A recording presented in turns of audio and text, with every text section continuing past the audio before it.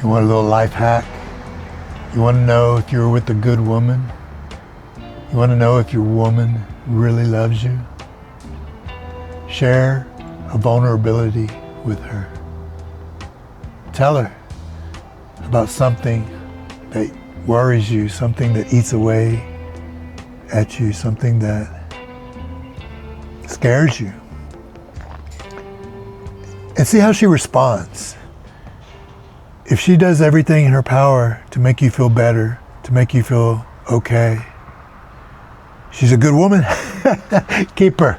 But if she uses it against you, if she holds it and dangles it in front of you like it's a weakness, well, then you know too. Have you ever spent time with someone that doesn't know how to control their emotions? It can be pretty taxing. Today we're talking about emotional strength, what it means, why it matters, and how you can start to build it right now. Emotions are the great equalizer. It doesn't matter if you're a 16-year-old girl trying to figure out who you are, a single mom trying to juggle 3 jobs, or a 40-year-old guy wondering if his life is everything he envisioned it would be. Emotions touch us all.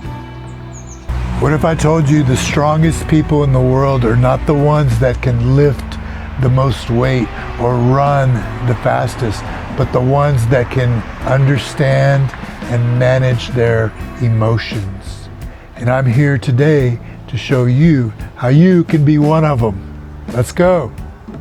Think about the implications. If you can't control your emotions, nobody wants to be around someone like that. So today we're diving into emotional intelligence, vulnerability, and the practical tools you'll need to manage your emotions effectively. First, let's talk about emotional intelligence. It's a big term, but at its core, it's about understanding and managing your own emotions while recognizing and being able to influence the emotions of others. It's such a powerful tool to be able to control your emotions and then recognize the emotions in others and being able to influence them. That's power. Drop your weapons. It's okay that we're here. It's okay that you're here. It's good. It's about being aware of what you're feeling and why you're feeling it. Also, it's about responding and not reacting. There's actually a big difference between the two. A response is usually given after you take a few moments, maybe a breath, and think about what you want to say before you actually say it. Whereas a reaction is often done just off the cuff, real quick. And sometimes we regret our reactions. Sorry, I forgot you're recording. Think of emotional intelligence as a skill that makes you not just a better person to others, but also a better friend to yourself. Now let's talk about something that's often misunderstood: vulnerability.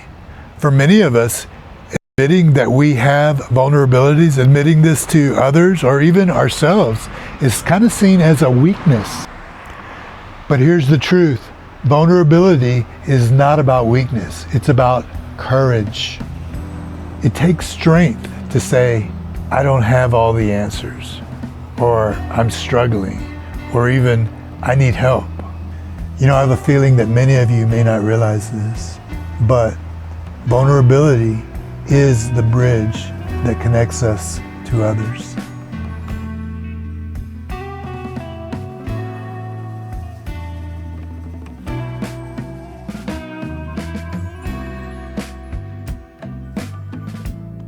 When you're willing to be vulnerable, you give permission to others to do the same. And that's when real connections take place. So how do you actually build emotional strength? Well, let's break it down into 3 actionable steps. Number 1, self-awareness. Be aware of what you're feeling at any given time, especially when it's a strong emotion. You're sad, you're angry, you're anxious. Think about it. Be aware of it when you feel it. And ask yourself, what is the trigger? what has caused me to feel this way? What is it about? Is it about, something on the surface or something deeper? It's usually about something deeper.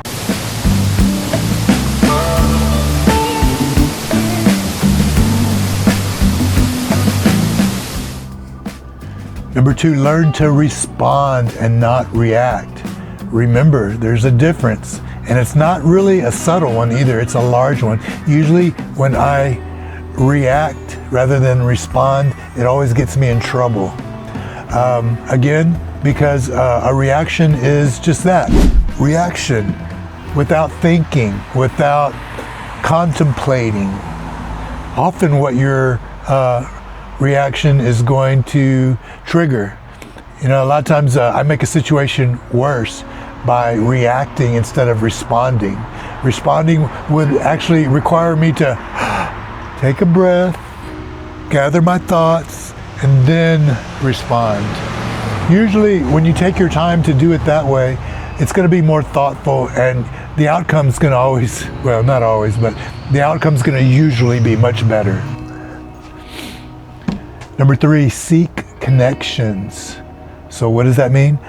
Talking it over, talking it out with somebody. A spouse, a friend, a neighbor, somebody you trust, a stranger, a stranger that can't hold it against you or throw it back at you. Somehow when you speak your emotions out loud, it takes away some of the power they have over you. It's very interesting. And remember, asking for help doesn't mean you're weak. It means you're human. Building emotional strength doesn't happen overnight. It takes time. But I promise you, it's worth it. When you develop emotional intelligence, embrace vulnerability, and learn to manage your emotions, you not only weather the storm, you stand tall in it. And that, my friend, is true strength. Hey, if you found this helpful, let me know in the comments. Let's get a conversation going. And if you haven't already, hit the subscribe button for more content like this. I thank you for your time, and I can't wait to see you in the next video. Mursegeorge out. I love this drone. I've only crashed it twice. Had to replace it that many times, so this is my third one. This is the DJI Air 3, magnificent drone. Love it. Haven't flown it very much in months and months. I've been playing it safe, crashing my less expensive one. Oh gosh. But this one's so technologically advanced that it's actually harder to crash this one, but I have found a way twice.